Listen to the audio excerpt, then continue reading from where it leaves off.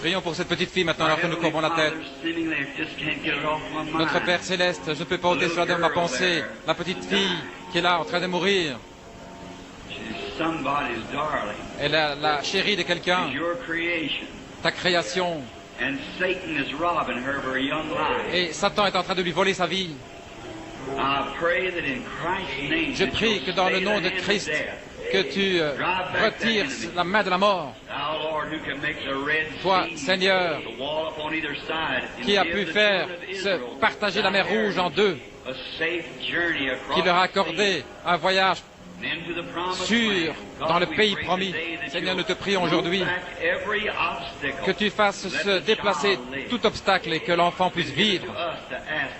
Il nous a été demandé de dire et de croire pour la guérison de l'enfant dans le nom de Jésus.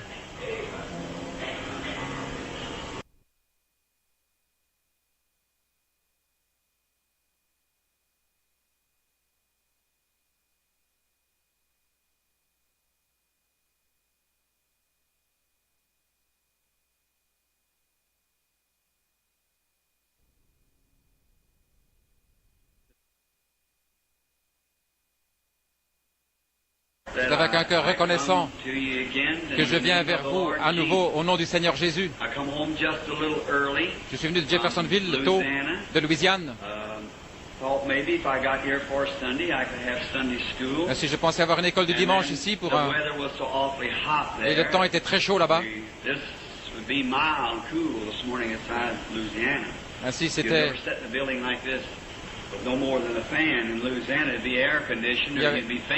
Voyez-vous, il faudrait de l'air conditionné avec un temps pareil. Ainsi, je suis venu ici pour avoir un jour ou deux de repos avant d'aller à Saskatchewan la semaine prochaine.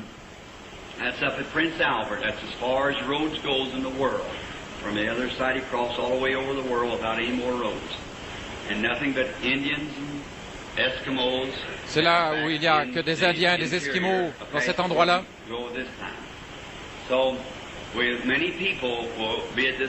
Ainsi, beaucoup de personnes du Canada seront à ces réunions. Certains viendront de la côte ouest.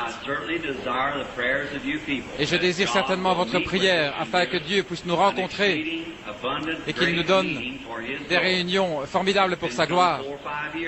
Ça fait 4-5 ans que je n'ai plus été au Canada et j'ai des amis là-bas, des gens très bien. Ainsi, ils sont très loyaux d'aller à l'église. Peu importe le froid, ils se couvrent d'une couverture et puis ils vont en traîneau et ils vont traverser la neige et tout, des jeunes et des vieux. Une famille va chercher l'autre et puis ils y vont. C'est le sacrifice qu'ils font. C'est ce qui fait qu'ils retirent autant de la réunion. Quand il n'y a pas beaucoup de sacrifices, mais vous devez vraiment faire quelque chose qui vous coûte. Voyez, vous mettre de côté des choses. Arrêtez de travailler, faire ceci ou cela, pour aller à l'église et montrer à Dieu que vous l'aimez, que vous faites un sacrifice pour recevoir quelque chose. C'est comme Billy Paul. Quand j'étais un enfant, peut-être que maman nous donnait un sac de bonbons. On en avait chacun 2 ou 3. Et je voyais d'autres enfants avec de bons vêtements et qui portaient des... Et moi, je portais une veste usée. Et je disais, si jamais j'ai des enfants moi-même, je ferai tout ce que je peux. Eh bien, je voulais avoir quelque chose pour mes enfants. Et Billy était juste un petit garçon. J'essayais de faire tout ce que je pouvais pour sacrifier mes propres vêtements pour lui donner quelque chose. Vous savez, j'ai découvert que je lui ai donné quelque chose.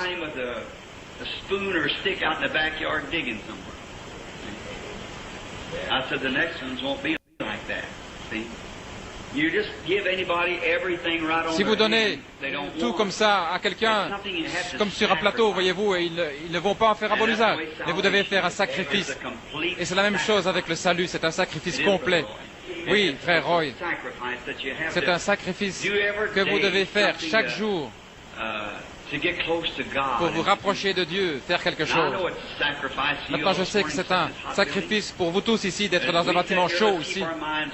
Gardons notre pensée sur le plus grand sacrifice qui a jamais été donné à l'humanité. C'était Jésus-Christ, quand il a reçu la mission de venir sur la terre pour mourir à notre place. Et son âme est allée en enfer, là, pour 3 jours et 3 nuits. Le 3e jour, il est ressuscité. Et maintenant, il est à la main droite de Dieu dans le ciel, faisant des intercessions sur notre confession.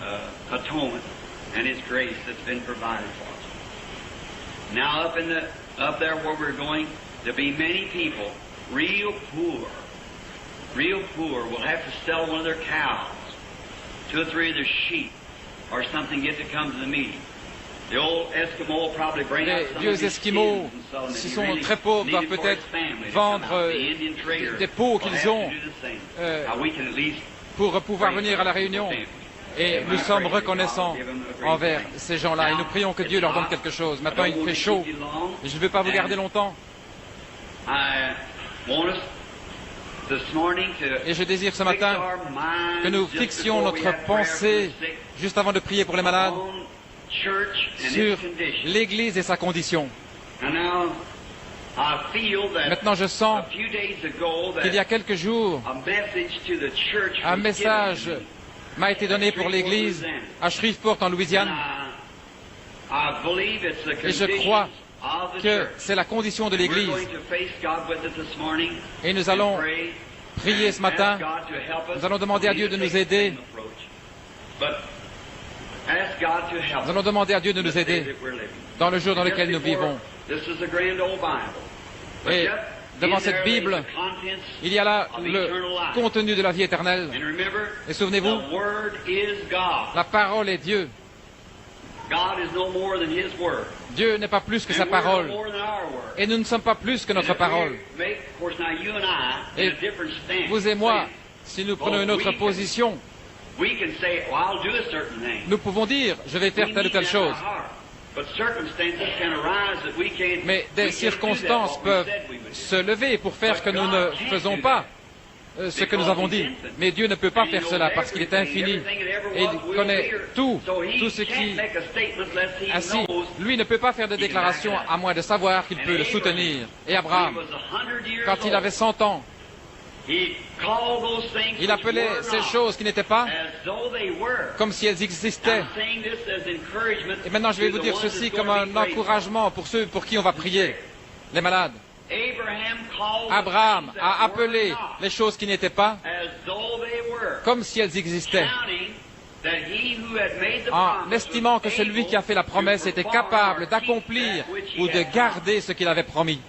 Maintenant, quand Dieu a dit à Abraham, quand il avait 75 ans et que Sarah avait 65 ans, qu'ils allaient avoir un bébé, eh bien c'était vraiment impossible.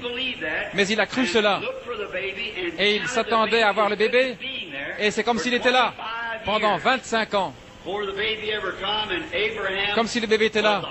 Et Abraham avait 100 ans quand le bébé est né, et Sarah avait 90 ans, parce qu'il a cru. Et il a appelé les choses qui ne sont pas comme si elles existaient. Maintenant, c'est pour ceux pour qui on va prier, les malades et les affligés. Peu importe quels sont vos problèmes. Quelle sorte de maladie que vous avez. Peu importe si vous êtes en mauvais état, que vous acceptez Christ et sa parole, alors vous appelez les choses qui sont comme si elles n'existaient pas, si elles sont contraires à la parole de Dieu. Maintenant, Dieu a dit, la prière de la foi sauvera le malade. Dieu a dit cela, ça règle la question. Alors, mettons notre pensée, notre espérance et agissons comme si c'était déjà fait. Déjà terminé, nous l'acceptons. Le salut, c'est la même chose. Nous le croyons, nous l'acceptons. Nous le croyons dans notre cœur. Nous marchons devant Dieu et nous acceptons Christ comme notre sauveur personnel. Nous l'acceptons. Si vous êtes ici ce matin en tant que pécheur, vous n'êtes pas sauvé. Et si vous voulez être sauvé, guéri, cherchez le Seigneur. Acceptez-le comme votre sauveur. Alors, cette maladie s'en ira, quelle qu'elle soit. Mettez toute votre pensée, tout ce que vous avez, sur Christ, l'homme Jésus, sur Christ, Jésus-Christ. Maintenant, gardez votre pensée là-dessus. Je vais dire ces quelques paroles pour ceux qui sont malades et affligés, ainsi que je vais parler ici à l'Église et sur sa condition, car je sens que bien que la guérison divine est merveilleuse, mais alors que j'étais à Shreveport,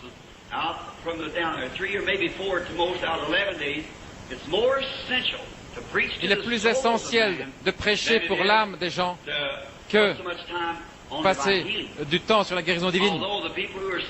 Bien que les gens soient malades et qu'ils soient dans le besoin, Dieu peut les guérir et il le fait.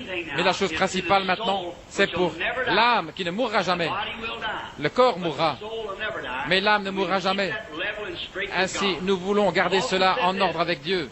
Et après avoir dit cela, je veux que tout soit fait, parce que je veux arriver au fleuve ce jour-là, sans avoir de problème. Je veux avoir mon ticket en main. Et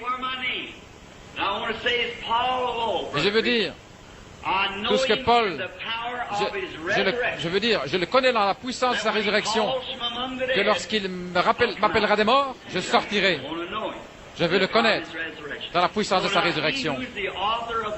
Et maintenant, courbons notre tête et nos cœurs devant lui maintenant, l'auteur. Dieu notre Père, nous venons vers toi maintenant pour te demander d'ouvrir ta parole pour nous. Nous pouvons tourner les pages, mais seul le Saint-Esprit peut ouvrir la parole. Ainsi, ouvre-la ce matin pour nous, Père, et donne-nous abondamment ta grâce. Nous attendons à toi et le Saint-Esprit qu'il entre dans la parole et qu'il puisse la donner au travers des lèvres humaines, dans des cœurs humains. Et puisses-tu le placer dans chaque cœur, quel que soit le besoin.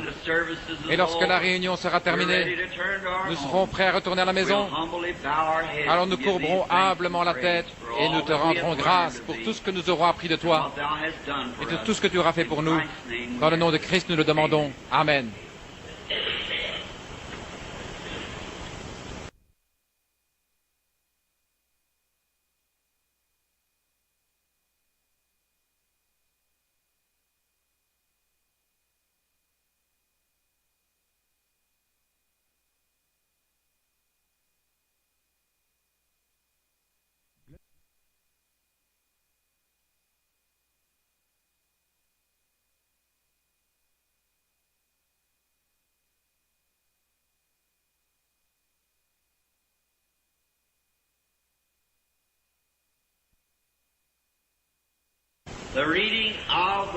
La lecture de la parole dans Saint Jean, chapitre 1. Vous qui avez une Bible et qui aimeriez le lire avec moi, bien le marquer comme texte.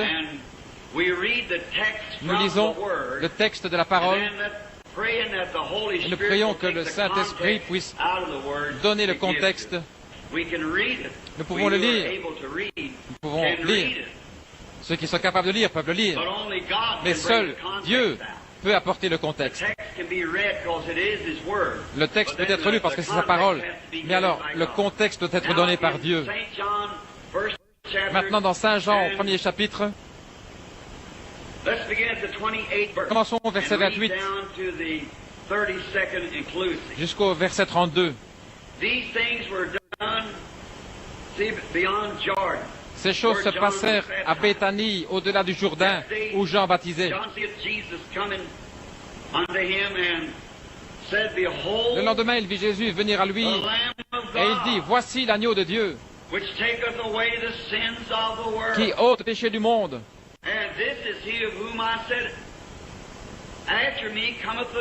Et c'est lui dont j'ai dit, après moi vient un homme qui m'a précédé, car il était avant moi. Et je ne le connaissais pas.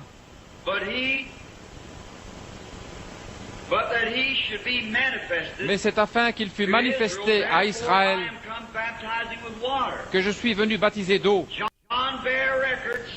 Jean rendit ce témoignage. J'ai vu l'Esprit descendre du ciel comme une colombe et s'arrêter sur lui.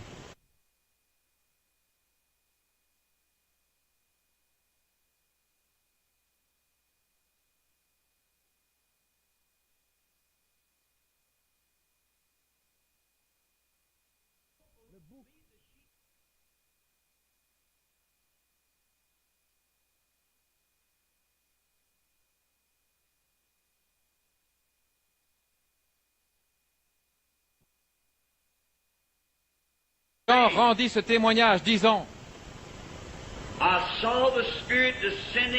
j'ai vu l'Esprit descendre du ciel comme une colombe et s'arrêter sur lui. Que le Seigneur ajoute la bénédiction à sa parole.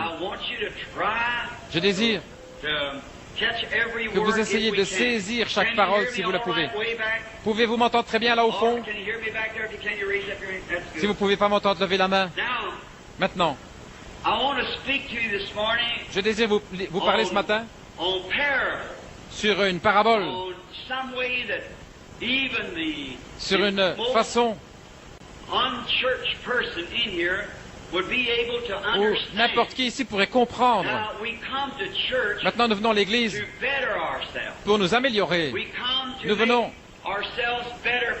pour faire de nous de meilleures personnes, de meilleurs chrétiens, de meilleurs citoyens, de meilleurs pères, de meilleures mères, de meilleurs voisins.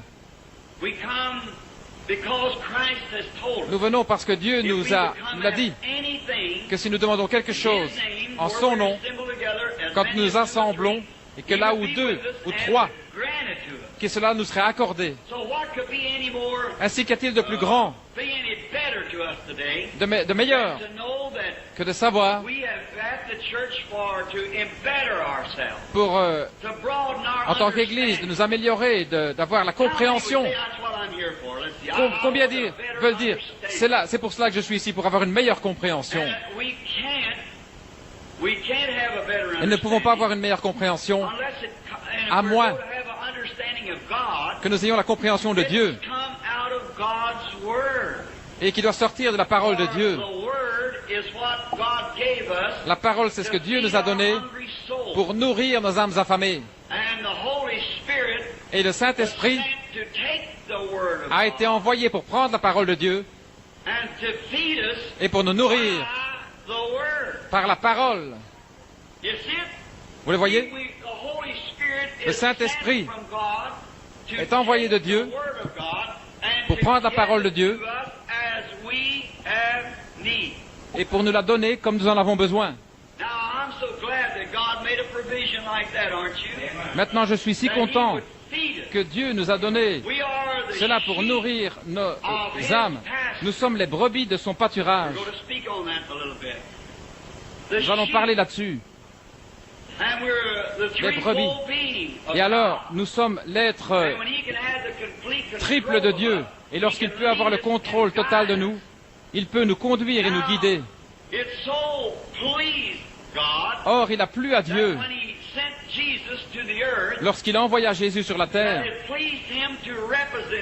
il lui a plu de le représenter sous la forme d'un animal. Et cet animal était l'agneau.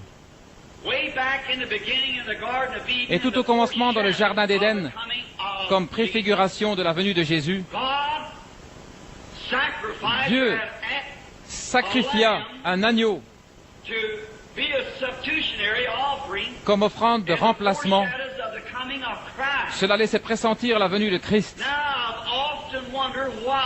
Maintenant, je me suis souvent demandé pourquoi Dieu allait typifier Christ par un animal, comme une bête. Mais nous découvrons que l'agneau, la raison pour laquelle il a choisi l'agneau, c'est que l'agneau est la créature la plus humble et la plus douce sur la terre. Il n'y a rien de plus humble et de plus doux qu'un petit agneau. Il est si innocent. Il ne peut se suffire à lui-même. Il n'est pas arrogant. C'est une petite créature douce et humble. Et lorsque Dieu voulut représenter Christ aux yeux du monde, il le représenta sous forme d'un agneau. Mais lorsque Dieu le Père, Jéhovah, voulut se représenter lui-même depuis les cieux, il fut représenté sous la forme du plus doux et du plus humble de tous les oiseaux du ciel, la colombe. Il n'y a pas d'oiseau plus doux que la colombe. J'ai fait toute une étude sur la vie des oiseaux et sur la vie sauvage. Et parmi tous les oiseaux qui peuvent voler dans le ciel, la colombe est un oiseau très singulier. La colombe est une... La colombe est quelqu'un qui aime. La colombe est douce et la colombe n'a pas de bile. C'est le seul oiseau de toute l'espèce des oiseaux qui n'a pas de bile. C'est pourquoi vous ne voyez jamais une colombe ailleurs que là où se trouve du grain et de la semence. Dans l'arche, il y avait une colombe. Et la colombe est représentée dans bien des endroits de la Bible comme étant le symbole du Saint-Esprit. Et l'agneau est aussi représenté dans bien des endroits de la Bible comme étant Christ, de l'Apocalypse à la Genèse. Et c'est pareil pour la colombe. Dans le livre de la Genèse, la colombe était dans l'arche, juchée sur le perchoir avec tout le reste des oiseaux. Et l'un d'entre eux était une corneille, un corbeau. Et le corbeau est l'un des plus vilains oiseaux qui existent. Le carbeau et le geai, je pense, sont à peu près les plus vilains oiseaux que nous puissions trouver. Le corbeau est un oiseau qui vit très longtemps. On prétend qu'il vit parfois jusqu'à 200 ou 300 ans, tandis que le perroquet vit encore plus longtemps. Mais la colombe est un animal, ou plutôt un oiseau, qui n'a pas de bile. Le corbeau pourrait se tenir ici et manger de la charogne. Vous ne verrez jamais la colombe autour de cette charogne. Elle ne peut pas le supporter. Cette puanteur dans ses narines, elle ne pourrait pas le supporter. Ça la rendrait malade. Elles ne peuvent tout simplement pas supporter quelque chose d'avarié ou en décomposition. Elles ne peuvent pas le supporter. Ainsi, elle ne pourrait pas le manger. Si elle le mangeait, cela la tuerait immédiatement, la colombe. Car ce qui digère la nourriture, c'est l'apport de bile dans l'estomac. C'est dans l'absence de bile tuerait la colombe. Par conséquent, vous trouverez toujours la colombe dans un endroit où se trouve quelque chose de propre, quelque chose de sain. Maintenant, le corbeau, c'est différent. Remarquez maintenant, comme le corbeau est un type de l'hypocrite. Le corbeau peut se poser sur une charogne et en manger autant qu'il le désire, puis s'envoler vers les champs et manger aussi du blé. Mais la colombe ne peut pas manger du blé et ensuite aller se poser sur une charogne. Ainsi, un hypocrite, un homme, peut être un hypocrite et aussi manger des choses spirituelles, de bonnes choses, que des mauvaises. Mais un véritable chrétien né de nouveau ne peut pas tolérer les choses qui sont fausses et ne peut manger que de bonnes choses. Remarquez cela. Lorsque vous voyez un individu qui peut aller danser, sortir et boire, et vivre dans le péché, puis revenir à l'église, et peut-être crier tout autant que les saints, qu'en est-il? C'est un charognard. Il peut manger aussi bien des choses pourries que de bonnes choses. Mais le véritable chrétien ne peut plus tolérer ces choses, parce qu'il est passé de la mort à la vie. Et immédiatement cela le condamnerait tellement, juste d'y penser, qu'il détournerait le visage et s'en éloignerait. Oh, quelle image! Donc l'agneau est un petit animal très doux. Il ne peut pas s'aider lui-même. Il ne peut pas compter sur lui-même. Car il ne peut pas s'aider lui-même. Il y a quelque temps, quand je faisais encore des patrouilles, en traversant un pâturage, j'ai trouvé un petit agneau que, pour une raison quelconque, ils avaient laissé en plan et il était pris dans un amas de fils de fer barbelé. Et le pauvre petit animal était là, saignant et bêlant.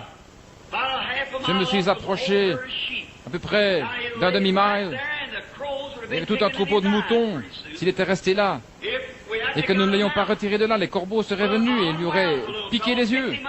Mais j'ai libéré le petit animal et je l'ai pris dans mes bras. Il n'a jamais refusé.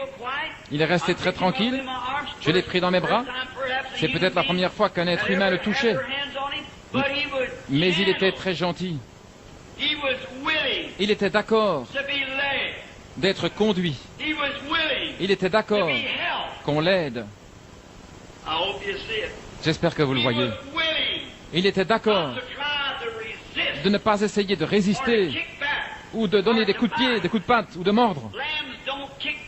Les agneaux ne donnent pas des coups de patte. Ils ne mordent pas. Ils s'humilient simplement. Et ce petit animal, je l'ai pris, puis je l'ai remis avec le reste des brebis. Et quelques minutes plus tard, sa maman l'a retrouvé, comme il était heureux. Oh, combien cela typifie l'agneau de Dieu. Vous connaissez l'endroit où on tue les moutons. Vous savez, ce qui les mène jusqu'au billot, c'est le bouc. Le bouc conduira les moutons jusqu'au bout du couloir, à l'abattoir. Et juste comme il arrive là, alors il sautera de côté. Mais oh, on dit que lorsqu'on veut tuer le bouc, celui-ci se débat violemment, voyez-vous. C'est ainsi que le diable agit. Il essaye de conduire les enfants de Dieu dans le plus vil. Mais quand vient pour lui le temps de mourir, il se débat alors violemment. Et c'est ainsi que fait le diable. Et c'est ainsi parfois qu'une fille chic ou qu'un jeune garçon avec un paquet de cigarettes ou une bouteille de whisky détournera une jeune fille qui est un agneau, la bien-aimée de quelqu'un, et l'amènera dans le mal. Oh, ça va, il n'y a rien de toutes ces histoires de sainte-nitouche concernant l'Église. Mais laissez une fois la mort frapper ces garçons-là. Vous l'entendrez crier, vociférer dans toute la région. Et c'est ainsi qu'agit le diable. Mais l'agneau est si doux qu'il peut être conduit. Et c'est la raison pour laquelle Dieu a représenté Christ comme l'agneau. Et qu'il s'est représenté lui-même comme la colombe. Et le jour où Jean baptisa Jésus dans le Jourdain, il se produisit là l'un des plus grands événements qui se soit jamais produit. Remarquez comme c'est beau. L'agneau, le plus doux de toutes les créatures de la terre, et la colombe, le plus doux de tous les oiseaux du ciel. Et c'est là le seul moyen par lequel ils aient jamais pu être unis. C'est la seule manière permettant à la colombe de venir sur l'agneau. Lorsque la colombe descendit, Jean vit Jésus et dit, « Voici l'agneau de Dieu qui ôte les péchés du monde. » Et Jean dit, « Et je rends témoignage, voyant l'Esprit de Dieu comme une colombe, descendre et demeurer sur lui. » Alléluia, vous y êtes. La colombe et l'agneau, unis ensemble. C'est à ce moment-là que Dieu et l'homme devinrent un. C'est à ce moment que les cieux et la terre s'étreignirent. Alléluia. C'est à ce moment-là que Dieu fut fait chair. C'est lorsque Dieu est descendu, venant sous la forme de l'Esprit. Il fut fait homme et demeura parmi nous. C'est à ce moment-là que toutes les éternités s'étreignirent. C'est à ce moment que la race humaine déchue d'Adam et Jéhovah Dieu, avec tous les anges, se rencontrèrent. Lorsque Dieu et l'homme devinrent un, en ce jour mémorable où Jean baptisa Jésus. Maintenant, Si cela avait été un loup, le doux roucoulement de la colombe n'aurait jamais pu rester près du loup. Y a-t-il rien de plus joli que d'entendre tard le soir les vieilles tourterelles se poser là et roucouler un moment? Après avoir perdu ma femme et ma petite fille, je ne voulais pas qu'on sache ce que je faisais. Je montais dans ma voiture, je prenais la route et j'allais au cimetière de Walnut Ridge. Je m'asseyais là à côté d'un arbre et je regardais la tombe. Je ne pouvais simplement pas me passer d'elle. Il me semblait que je ne pouvais plus le supporter. J'avais déposé là mon petit bébé âgé de 8 mois. Elle avait l'habitude de tendre ses petites mains et d'essayer de me toucher, puis je jouais de la trompette, je lui disais quelque chose, elle faisait gougou en tendant ses petites mains, et je m'asseyais à côté de l'arbre, spécialement quand il commençait à faire nuit. Et il y avait là une colombe qui venait se poser dans le buisson et qui commençait à roucouler. Oh là là, une fois je me suis demandé si c'était l'âme immortelle de mon enfant qui revenait pour essayer de me parler. Il n'y a rien de plus doux que ce roucoulement de la colombe. Comme elle est affectueuse. Elle apporte des nouvelles. Comme elle essaie de faire la paix. Et je me lève tôt le matin. Je vais dans les bosquets près d'où j'habite. Comme c'est paisible d'entendre ces colombes perchées dans un grand arbre, échangeant des roucoulements. L'autre jour, lorsque j'étais chez Frère Cox, il y avait une maman colombe avec 2 petits bébés. Ils s'étaient posés sur le toit d'un bâtiment, afin que les chats ne puissent pas les attraper. Et la maman colombe les nourrissait. Ensuite, elle descendait et les prenait, et les faisait monter dans l'arbre. Alors ils se tenaient là, leurs cous entrelacés, et ils roucoulaient. Et ils se faisaient la cour toute la journée. 2 gentilles petites colombes. Et je pensais, oh, comme Dieu. La colombe est un animal si affectueux. Et la colombe, Dieu, qui désire témoigner son amour à ses créatures. Dieu désire être aimé. Dieu désire vous aimer. Car Dieu a tant aimé le monde qu'il a donné son Fils unique, afin que quiconque croit en lui ne périsse point, mais qu'il ait la vie éternelle. Béni soit le Seigneur. Alors, Dieu, qui désirait témoigner son amour, dut créer quelque chose d'aimable. Il dut créer quelque chose de doux comme lui-même. Il dut créer quelque chose qui pouvait être aimé. Il dut créer quelque chose qui soit selon sa propre nature. Vous ne pourriez pas aimer quelque chose qui ne soit pas selon votre propre nature. L'amour doit s'unir à l'amour. Un mari et sa femme doivent s'aimer l'un l'autre si jamais ils veulent surmonter leurs difficultés. Les membres d'une famille doivent s'aimer les uns les autres si jamais ils veulent surmonter leurs difficultés. Quelque chose à aimer. Vous cherchez partout, essayant de trouver une jeune fille que vous puissiez aimer et qui deviendra votre femme. Elle cherche partout, essayant de trouver un mari qu'elle puisse aimer.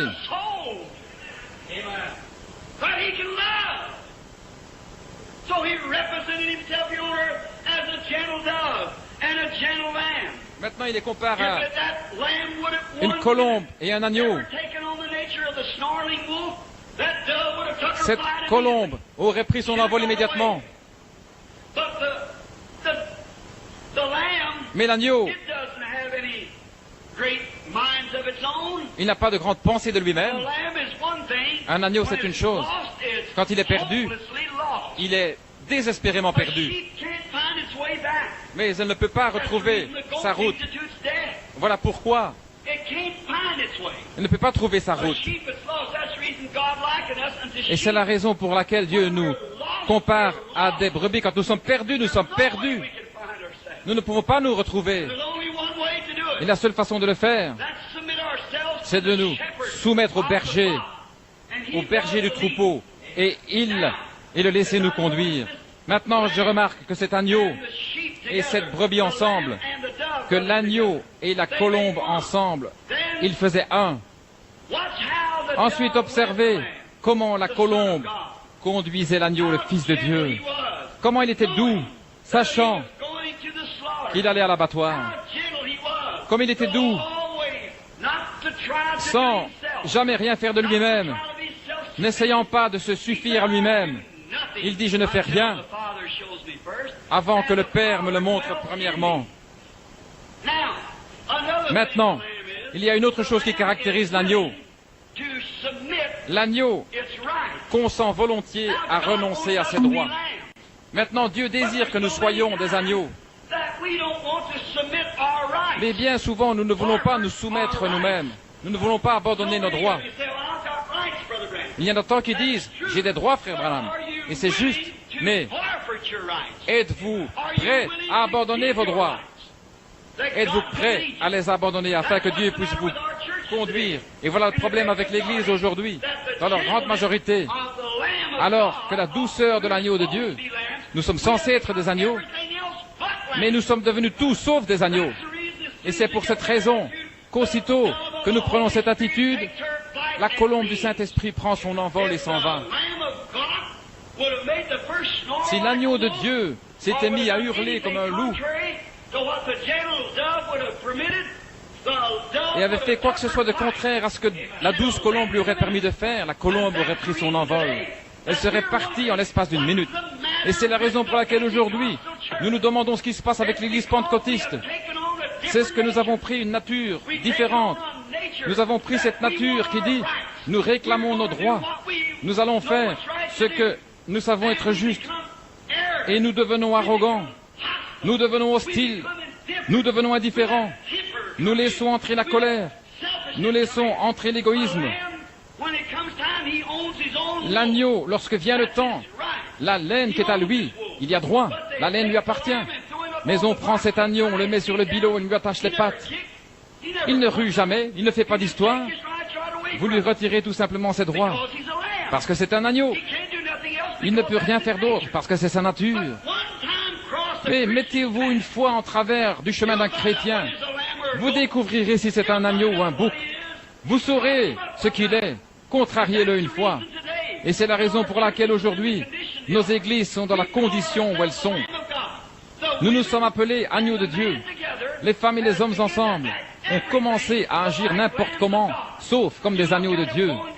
Regardez-les dans la rue, avec leurs cheveux coupés courts, remplis de frisettes. Il y a seulement quelques années, vous n'auriez pas pu leur faire cela, même en les payant. Et alors vous vous demandez pourquoi l'Église est dans une telle condition. C'est que vous avez pris la nature d'un loup, d'un bouc, au lieu de garder l'humble douceur. Et vous dites, c'est mon privilège, frère Branham. Je sais que c'est votre privilège. Les coiffeurs coupent les cheveux, et aussi longtemps que les coiffeurs couperont les cheveux, n'ai-je pas le droit? C'est juste, c'est votre privilège américain, mais êtes-vous prêt à l'abandonner pour être un agneau? Êtes-vous prêt à vous soumettre? Et vous les femmes, il n'y a pas longtemps, vous descendiez dans la rue, c'est ridicule de voir la façon dont les femmes s'habillent aujourd'hui. Et je ne parle pas de presbytériennes et des méthodistes, je parle de vous, femmes de la sainteté. Vous descendez la rue, là, et c'est... J'ai une petite croix suspendue à l'avant de ma voiture, et quelqu'un m'a dit, Billy, tu sais que c'est un emblème catholique? J'ai dit, quand les catholiques ont-ils pris une option sur la croix? Jamais. Ce n'est pas un emblème de la foi catholique, c'est l'emblème de la foi chrétienne. La foi catholique est un petit saint mort, une Marie ou un saint mort qu'ils adorent. Nous n'adorons pas les morts. Nous n'adorons pas Sainte Cécile et tous ces différents saints. C'est du catholicisme, c'est une forme élevée de spiritisme. Mais la croix représente celui qui mourut et ressuscita. Et j'ai dit, je la garde là devant moi quand je regarde la rue. Il y a 25 ou 30 ans, lorsque j'étais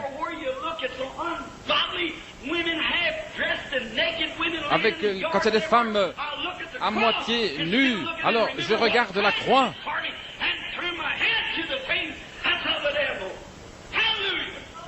Je me souviens que Christ a fait pour moi et je détourne la tête de ces choses qui sont du diable. Et ne dites pas que ces choses sont des presbytériens, des catholiques, ce sont des pentecôtistes. Amen. Vous dites, j'en ai le droit, frère Branham, c'est juste. Mais si vous étiez un agneau, vous abandonneriez vos droits.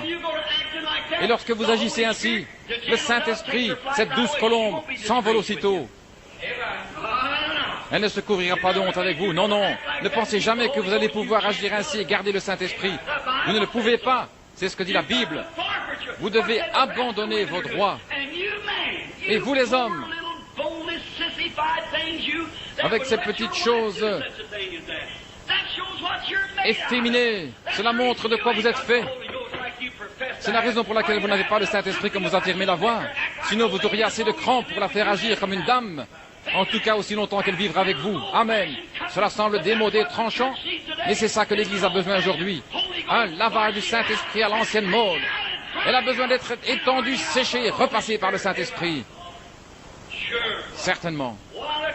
Regardez dans quelles conditions le monde s'est enfoncé. Comment ils sortent dans la rue et font toutes ces choses. Comment vous collez votre nez contre la télévision les mercredis soirs au lieu d'aller à l'église. Eh bien, il n'y a pas un enfant dans le pays qui ne connaisse pas David Crockett. Et ce vilain mensonge qui dit qu'à l'âge de 3 ans, il tua un ours. Mais vous laissez...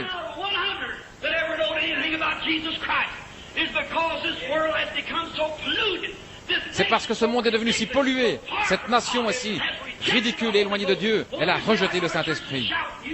Oh, dites-vous, je vais à l'église et je crie, il se peut que vous le fassiez. Mais tant que ce doux agneau de Dieu ne sera pas installé dans votre cœur et ne vous aura pas fait mettre votre vie en ordre et agir comme une personne différente, cela ne vous servira à rien d'imiter le christianisme. Vous devez le posséder, amen. Il n'y a pas longtemps, je suis entré dans une maison ici pour rendre visite à un malade. Et une dame était assise là. Et une espèce de petit Oswald entra, le chapeau de travers, et s'écria « Maman, est-ce que le dîner est prêt ?» Elle dit « Chérie, nous n'avons pas eu le temps ce matin de préparer le dîner. » Mais ajouta-t-elle « Je suis en train de te faire un sandwich et il y a là des oranges. » Il s'avança, prit une orange et regarda, puis après avoir pris une bouchée, il la jeta contre le mur de toutes ses forces. Et le jus coula le long du mur. Il dit « C'est tout ça que tu as dans cette maison, alors je m'en vais. » J'ai pensé, oh Dieu, il faudrait que je puisse m'occuper de lui pendant 5 minutes. Oh, je lui aurais arraché la peau, comme jamais il ne se l'est fait arracher. Mais eux, ils sont restés là, le plaignant et le dorlotant. Ce dont il a besoin, c'est une bonne correction à l'ancienne mode, qui écorche le derrière. C'est ce dont nous avons de nouveaux besoins, des foyers à l'ancienne mode, et des prédicateurs qui se tiennent derrière la chair et prêchent la vérité, l'appliquant là où il faut, amen. C'est juste. Oh là là. Par exemple, la petite Marie tape du pied, lève ce petit nez, fait l'amour avec ses petites lèvres roses par les produits Max Factor. Puis elle relève la petite tête et sort de la maison. Quelle disgrâce! Comme les enfants sont désobéissants, la Bible a dit qu'ils le seraient. Les Écritures ont dit qu'ils le seraient. Et comment ils se comporteraient, ce qu'ils feraient. Et les choses qui se passent aujourd'hui dans le monde résultent du fait qu'ils ont attristé le Saint-Esprit et qu'il s'en est allé. Il y a quelques années, je vais célébrer dans quelques jours la première effugie du Saint-Esprit en Amérique. Il y a 50 jours cette année que le Saint-Esprit est descendu pour la première fois à la rue Azusa, dans une réunion pentecôtiste. Alors que les gens s'étaient réunis, lorsque les gens s'étaient rassemblés, lorsque Christ est descendu parmi ces gens, ceux-ci étaient doux et paisibles. Ils vivaient une vie pieuse, ils vivaient une vie sacrifice, ils étaient prêts à se soumettre, ils étaient prêts à se laisser conduire par le Saint-Esprit. Ils ne se souciaient pas de ce que disaient les gens, par exemple, qu'ils étaient vieux jeux, qu'ils étaient fous ou quoi encore. Ils étaient prêts à se laisser conduire par le Saint-Esprit. Mais aujourd'hui, oh là là, une houppette, une boîte de produits de beauté, une paire de shorts, et dehors dans la rue. Eh bien, c'est une honte. Et elles affirment avoir le Saint-Esprit. Oh, vous dites, mais j'ai parlé en langue. Oui, et le diable aussi. Oh, j'ai crié, et le diable aussi. Le diable peut imiter tout ce que Dieu possède, sauf l'amour. Il ne peut pas imiter l'amour. Et bientôt vous réalisez que lorsque vous commencez à faire ces choses, vous enlevez les barrières, vous commencez à faire des compromis, et alors commence à y avoir des petits clans dans l'église, parmi les gens. Quelqu'un dira, tu sais, le pasteur est comme ceci et comme cela, ou encore le diacre est comme ceci et cela. Et vous vous êtes mis à écouter ces choses. Et c'est la raison pour laquelle vous avez tant d'ennuis. Vous avez commencé à écouter le diable et son grondement, au lieu d'écouter la douce colombe, le Saint-Esprit, la colombe de Dieu, qui voulait vous conduire, vous guider, vous aimer, vous bénir. Dès que vous manifestez l'un de ces petits accès de colère, la colombe s'envole immédiatement. C'est juste. Elle ne peut pas le supporter. Sa nature est différente.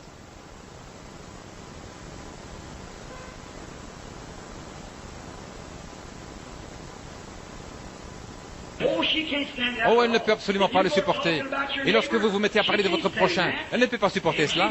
Elle ne va pas le tolérer. Elle s'envole et s'éloigne. Elle ne peut supporter cela plus longtemps. La colombe est douce. La colombe est humble. Et la colombe ne se tiendra pas sur rien d'autre que la même nature qu'elle. Maintenant, Dieu peut faire de vous un homme ou une femme avec une nature différente. Il peut vous donner une nature différente. Et vous me direz bien, frère Branham, que pouvons-nous faire à ce sujet? Redevenez tout simplement un agneau. Il n'y a rien que deux animaux qui s'associeront. C'est la colombe et l'agneau. La colombe ne s'associera pas avec autre chose qu'un agneau. Et si vous êtes devenu un bouc, alors débarrassez-vous de ce vieil esprit de bouc. C'est juste. Si vous êtes devenu quelque chose d'autre, débarrassez-vous-en. Si vous commencez à devenir cancanier, une fois je prêchais de toutes mes forces dans une certaine ville. Il y avait là des milliers de gens. Puis je fis un appel à l'autel. Je pensais avoir couvert le péché sous toutes ses formes. J'avais mentionné tout ce qui me venait à l'esprit. Ce soir-là, une fois le service terminé, une femme, l'air bien prude, passe après de moi et me dit « Eh bien, frère Branham, je suis vraiment contente que vous ne m'ayez pas touché ce soir. » Et je pensais « Eh bien, je dois être une vraie chrétienne. » Elle me dit « Vous ne m'avez pas touché ce soir. » Eh bien, cela me fait plaisir d'entendre cela, madame. Vous devez être proche du royaume de Dieu. Puis elle s'éloigna sur la pointe des pieds. Une autre petite dame se tenait là. Je lui demandais, dites, vous connaissez cette femme? Oui. Elle dit, ça doit être une véritable chrétienne. Elle dit, il y a un point que vous avez omis de toucher, frère Branham. C'est celui du commérage. C'est la plus grande commère de tout le pays. Vous y êtes. C'est ça. Voyez-vous. Mais lorsque vous en venez à l'une de ces choses, peu importe que le prédicateur tape là-dessus ou non, depuis la chair, lorsque vous voyez les choses charnelles, ces choses du monde aussi longtemps que vous les tolérez, vous êtes loin de Dieu et le Saint-Esprit restera éloigné. C'est la raison pour laquelle les réunions ne sont plus comme elles étaient. C'est la raison pour laquelle l'allée recouverte de cieux n'est pas utilisée ce matin dans le tabernacle. C'est la raison pour laquelle il n'y a pas de grandes réunions sous tente dans le pays. C'est parce que nous avons attristé, éloigné la douce colombe de Dieu. C'est juste. Aussi longtemps que nous serons si indifférents, il ne restera pas avec nous. Aussi longtemps que nous serons médisants. Nous voulons faire à notre tête. Maintenant, je désire que vous remarquiez. L'agneau était un agneau silencieux. La Bible dit, il n'ouvrit point la bouche. Comme la brebis devant ceux qui la tondent, il était muet. Il n'a pas ouvert la bouche. Il n'était pas quelqu'un qui réclame ses droits. Non, monsieur, il était prêt à perdre ses droits. C'était un agneau silencieux. Mais aujourd'hui, oh là là, comme nous tenons à nos opinions, oh là là, c'est moi qui te le dis. Si quelqu'un vient me dire quelque chose d'autre, je vais l'arranger, je vais le mettre en pièces. Et dire à ce vieil hypocrite quand je le verrai, attends juste que je le vois. Dieu soit béni, alléluia. Hein? La colombe s'envole tout simplement et va plus loin. Certainement, le Saint-Esprit n'est plus avec vous aussi longtemps que vous avez ce sentiment-là. Écrivez cela dans votre livre. Il ne le voudra jamais. Le Saint-Esprit ne se tiendra pas là où il y a cette sorte d'esprit. Il faut que ce soit un esprit d'agneau, un esprit doux. Sinon, il ne restera pas, tout simplement. Ce n'est pas doux et humble, conduit par le Saint-Esprit. Et si quelque chose survient, il ne le remarque même pas, il continue simplement son chemin, voyez-vous. Et à l'instant même, on se détourne. Vous savez, lorsque vous vous êtes détourné, savez-vous que le premier péché commença lorsque quelqu'un se détourna juste un instant? Saviez-vous cela? La Bible le dit. Ève se détourna juste un moment pour entendre ce que Satan avait à lui dire. Il lui dépeignit un tableau aussi joli qu'elle pensa réellement que c'était la vérité. Et elle l'écouta. Et la seule chose que le diable veut que vous fassiez, c'est simplement que vous détourniez quelques instants. Il peut vous peindre un tableau et alors dire, regarde un peu ici, tu sais frère, tu sais sœur, s'ils étaient des gens corrects, ils ne feraient pas ceci, s'ils faisaient simplement ceci. Il peut vous rendre la chose si réelle, certainement. Mais souvenez-vous, c'est le diable. Peu importe le niveau de leur bassesse, jusqu'où ils sont enfoncés dans le péché, c'est votre devoir de les entourer de votre bras et de les relever par l'amour de Dieu. Où étiez-vous lorsque la colombe de Dieu vous a retiré du bourbier? C'est votre devoir, mes amis. Ce monde se meurt par manque d'un petit peu d'amour. Je désire que vous observiez cet animal, aussi ce petit animal. C'était un agneau silencieux, parce qu'il n'a pas, lorsqu'il fut injurié, il ne rendit pas les injures, il n'a pas invectivé et fait toutes sortes de choses, il ne s'est pas mis dans tous ses états, il ne l'a pas fait. Quand quelqu'un, lorsqu'il fut injurié, il ne rendit pas les injures, il n'ouvrit point la bouche. Mais laissez faire quelqu'un vous faire quelque chose. Oh là là! Mal. Nous éclatons comme un crapaud qui mange de la chevrotine. Nous nous gonflons comme une vieille oie.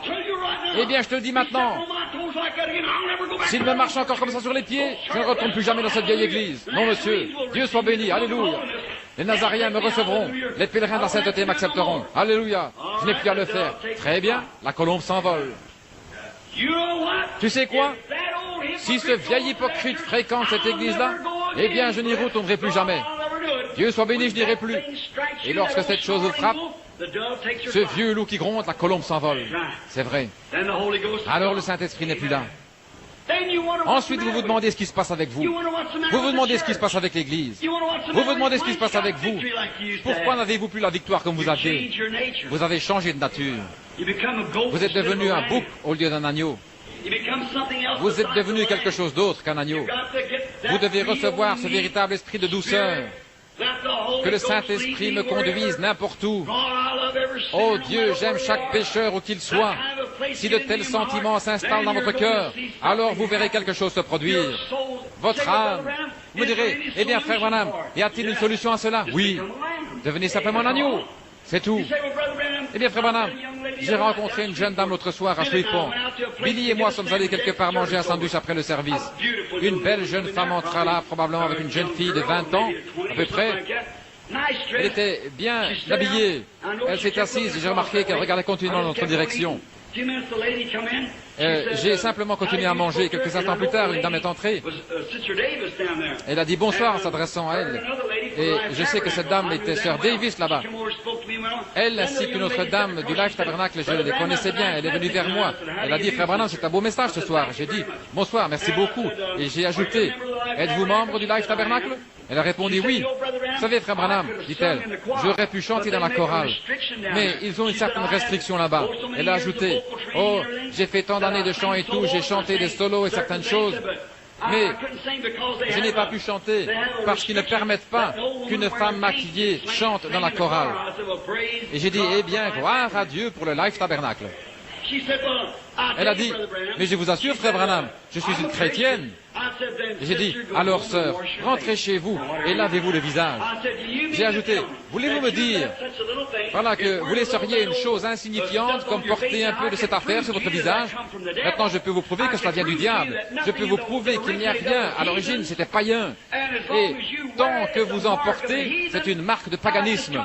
Je viens de rentrer d'Afrique. Je suis allé dans la jungle des Otontos et j'ai découvert exactement d'où proviennent des boucles d'oreilles. Et toutes ces choses, cette quantité de bijoux que vous mettez autour du cou et à vos oreilles. Et j'ai découvert d'où cela provient. Cela vient des païens. Et la Bible ne veut pas qu'un chrétien soit un païen. Et vous ne voulez pas. Je ne dis pas que vous êtes païen parce que vous le faites, mais vous en donnez l'apparence. C'est parce que votre pasteur ne vous a pas dit la vérité. La Bible le dit. Elle dit, frère Branham, frère Branham, je trouve que si je porte les cheveux courts, ça me donne de la fraîcheur. Mais c'est vrai, mais si vous portiez les cheveux longs, ça vous donnerait encore davantage de fraîcheur. Vous pourriez les enrouler et ainsi dégager complètement votre nuque, cela serait correct. Eh bien, vous savez ce que dit la Bible? Qu'un homme a le droit de répudier sa femme et de la divorcer si elle coupe ses cheveux. Si elle se coupe les cheveux, cela montre qu'elle est infidèle. La Bible le dit. 1 Corinthiens 12, voyez-vous si ce n'est pas juste, une femme qui se coupe les cheveux déshonore son chef qui est son mari. Et si elle est peu honorable, il faudrait divorcer d'elle et s'en éloigner, c'est juste. Mais voyez-vous, les pasteurs ne vous disent jamais ces choses-là. Et c'est la raison pour laquelle vous agissez ainsi. Et la Bible dit, tenez, il n'y a pas longtemps, quelqu'un m'a écrit, m'a dit, frère Branham, à propos de ces blouses qu'ont les femmes. Eh bien, il est difficile de trouver encore des blouses. Serait-il correct pour nous chrétiennes de porter celles qui sont en dacron, en nylon, quelque chose comme ça? Et j'ai répondu, écoutez, sœur, laissez-moi vous dire une chose à ce sujet. Une chose est certaine, vous pouvez faire ceci. Si vous ne pouvez pas en acheter une, on vend encore des machines à coudre. Vous pouvez donc en convoquer une. J'ai dit, peut-être, pour le faire paraître juste. Vous savez, je crois que ça ne fait qu'exprimer ce qu'il y a dans votre cœur. Votre façon de faire ou la façon dont vous agissez montre ce que vous êtes. C'est la raison pour laquelle il y a tous ces grognements, ces chichis et ces médisances et toutes ces histoires dans l'Église. C'est ce qui divise l'Église. Cela montre que le diable est entré en vous et que le Saint-Esprit vous a quitté. Oh, je sais que chez certains d'entre vous, ces paroles font l'effet d'une raclée, mais il doit en être ainsi. Il le faut. C'est la raison pour laquelle je dis ceci, non pour paraître intelligent ou pour faire le malin, mais pour vous dire où est le problème. Car un jour, j'aurai à comparaître et répondre de vous. Ainsi donc, votre comportement, la façon dont vous agissez montre ce que vous êtes. Si vous avez un vieux tempérament colérique qui sort de ses gonds pour presque rien, et que vous vous amenez et faites des histoires, critiquez, dites des vulgarités, des choses ainsi, cela montre d'où cela vient. Alors il n'y a qu'une chose à faire, retirez cette chose de là. Et la colombe reviendra dans votre cœur. Lorsque la colombe sort de l'arche, on l'a mis dehors, mais elle est revenue et elle a frappé à la porte de l'arche jusqu'à ce que le Noé la laisse entrer. Le Saint-Esprit est ici, le Saint-Esprit désire entrer. C'est la raison pour laquelle aujourd'hui le Saint-Esprit, il ne vous a pas quitté pour toujours, il est simplement perché là dehors sur la branche d'un arbre quelque part, prêt à revenir et à entrer en vous et à vous donner l'amour, la paix et la joie que vous aviez. Certainement, il est prêt à le faire, il désire le faire. Il est impatient de le faire. Mais vous ne voulez pas le laisser faire. Maintenant, je ne m'adresse pas à vous qui êtes de l'extérieur. Je sais que votre pasteur, je parle au Branham Tabernacle. Je ne parle pas à vous qui venez d'autres églises. Je parle au Branham Tabernacle. C'est ce qui se passe ici. C'est ce qui fait que la colombe s'envole. Que quelqu'un applique quelque chose dans l'église et tout de suite quelqu'un dira « Oh, vraiment ?» Voulez-vous pas dire qu'à ce moment le Saint-Esprit s'envole? Il ne peut tout simplement pas supporter cette sorte d'esprit. Dès que la nature de l'agneau vous quitte, alors le Saint-Esprit s'en va. Certainement. Et c'est ce qui se passe aujourd'hui. C'est la raison pour laquelle les gens sont dans l'état où ils sont. C'est parce qu'ils laissent le faux esprit entrer dans leur cœur, dans leur vie. Or, c'est la raison pour laquelle nous avons, la Bible dit que c'est la raison pour laquelle il y a tant de malades et d'affligés parmi nous. C'est à cause de pareilles choses. Nous devons être doux, nous devons être paisibles, nous devons être un agneau afin que la colombe puisse demeurer avec nous. Maintenant, souvenez-vous, la colombe viendra. Vous dites, oh frère Branham, ne me dites pas que je n'ai jamais reçu le Saint-Esprit. Alléluia. Un soir là-bas, oh, lorsqu'il entra, j'aurais pu marcher. Certainement, c'était lui. Oh, je me sentais si bien. Il me semblait que j'aurais pu prendre chaque petit oiseau qui était dans l'arbre, le serrer contre moi et lui témoigner de l'affection. J'aurais pu mettre mes bras autour de la personne qui m'a fait le plus de mal et l'embrasser. Oh, frère Branham, si vous saviez comment je me sentais alors, certainement c'était le Saint-Esprit. Mais voyez-vous, la raison pour laquelle il n'a pas pu demeurer, c'est que vous étiez un agneau alors. Mais lorsque vous êtes devenu un loup, il a dû s'envoler. Il n'y a rien qui n'aille pas avec la colombe, c'est avec vous. Et vous avez laissé cet esprit venir sur vous. Est-ce que je fais cela, frère Branham? Oui, lorsque vous êtes mis à écouter ce commérage, que vous avez écouté ce mensonge, lorsque vous avez dit, eh bien, j'en ai le droit. Vous n'avez aucun droit. Un prix a été payé pour votre rachat. C'était le prix du précieux sang du Fils de Dieu. Vous n'avez aucun droit légal. Alléluia.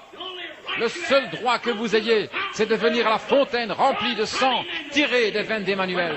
Et les pécheurs qui sont plongés dans le flot perdent toute tâche de culpabilité.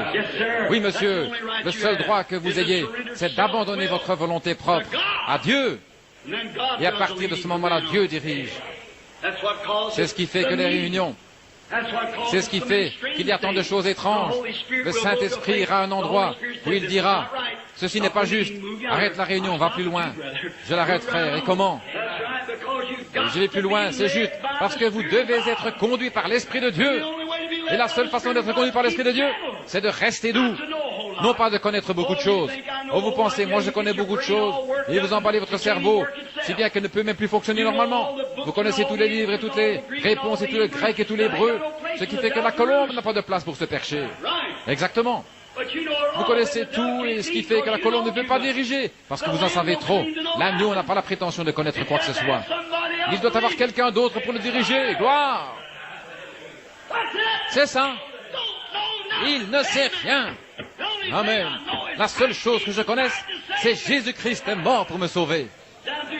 En Californie, il y avait une fois quelqu'un qui marchait avec un écrit tout devant lui disant « Je suis un fou pour Christ ». Et sur son dos c'était écrit « De qui êtes-vous le fou ?» C'est juste. Devenez un fou aux yeux du monde, afin que vous puissiez être conduits par le Saint-Esprit. Parce que les fils et les filles de Dieu sont conduits par le Saint-Esprit. Romains 8.1 dit, il n'y a maintenant aucune condamnation pour ceux qui sont en Jésus-Christ et qui ne marchent pas selon la chair, mais selon l'Esprit, qui ne suivent pas le loup, mais la colombe. Amen. Doc avait coutume de chanter un chant, remplis-moi chaque jour d'amour, guidé par la colombe céleste, que j'aille mon chemin souriant et chantant, remplis-moi chaque jour d'amour. Quel jour paisible ce sera pour le Branham Tabernacle, ou n'importe quelle autre église, ou n'importe quel individu, lorsqu'ils abandonneront leurs droits. pour devenir un agneau. Que faire, frère Branham? Revenez à l'agneau. Revenez au fait d'être doux, à ne rien connaître. Soumettez-vous à Christ. N'essayez pas de connaître quoi que ce soit. Marchez doucement, humblement, et la colombe vous conduira. Mais lorsque vous écoutez ce commérage, quand vous pensez que vous avez le droit de le faire, alors il s'envole, il s'en va. Alors vous ne l'avez plus. Mais elle n'est pas très loin de vous ce matin. Elle est là, tout près de vous, sur une branche, attendant que votre nature change. Amen. Ce qu'il vous faut aujourd'hui, c'est de soumettre tous vos droits et de laisser Dieu vous étendre et vous tondre. Pouvez-vous imaginer un petit agneau avec toute sa toison sur lui? Ça représente ses droits. Et frère Branham, il souffre de la chaleur. On l'étend alors sur le banc des tondeurs. Ils savent ce qu'il y a de meilleur pour lui. Ils lui retirent tous ses droits et le tondent complètement. Il a bien moins chaud maintenant. Il se sent plus léger pour courir. Oh là, il est heureux, il gambade, il s'amuse bien. Oui, monsieur, si vous abandonnez vos droits, c'est ce que vous recevez ensuite. Mais vous devez abandonner vos droits et laisser la parole de Dieu vous dépouiller de tout ce qu'il y a de mondain en vous, vous débarrasser de toutes les habitudes du monde. Vous devenez alors une nouvelle créature en Christ. Il y a quelque temps en Afrique, je parlais à un vieux saint. Il disait, frère Branham, je sais que vous croyez au surnaturel. Je dis certainement, mon frère. Il dit, il y a des années, je croyais être quelqu'un, je pensais être vraiment un chrétien. Pour arriver à notre église, je devais gravir une colline après avoir garé ma petite voiture. Je devais gravir une colline pendant environ 300-400 mètres et contourner des buissons pour y arriver. Nous avions une réunion de prière là-bas. Il ajoutait, je pensais être vraiment un chrétien. Je connaissais toute la Bible. J'ai étudié tout l'hébreu. J'ai étudié toutes les prononciations exactes des mots. Si quelqu'un m'abordait pour parler de la Bible, je lui répondais du tac au tac. Je savais ce dont je parlais. Un soir, je montais à l'église. Il y avait eu beaucoup de conflits dans notre église. Il y avait des petits clans montés les uns contre les autres. Vous savez comment ça se passe? Je dis, oui, certainement. Il dit, sur mon chemin, en gravissant la colline, j'ai réalisé soudain que quelqu'un me suivait. J'ai pensé attendre un petit peu pour permettre à cette personne de me rejoindre afin de lui parler un petit peu en montant le chemin. Vous savez, c'est une bonne chose. Attendre simplement un petit peu. Et il dit, comme je gravissais la colline, je vis un homme qui montait et il portait un baluchon sur le dos qui était beaucoup plus gros que lui. Et cet homme était à bout de souffle. Il a haleté, il avançait à petits pas, essayant de monter. Je lui dis, mon ami, puis-je vous aider à porter cette charge jusqu'à la colline? Il dit, non, c'est à moi de la porter. Je regardais ses mains. Alors dit-il, je sus que c'était une vision. Il avait des cicatrices dans les mains. Alors je tombais par terre et j'ai dit, Seigneur, est-ce que tu portes les péchés du monde dans ce sac? Il m'a dit, non, je porte seulement les tiens. J'essaie simplement de t'aider à gravir la colline, afin que tu puisses y arriver. Il en est ainsi. Si nous regardions simplement autour de nous, nous découvririons qu'il est en train de porter les nôtres.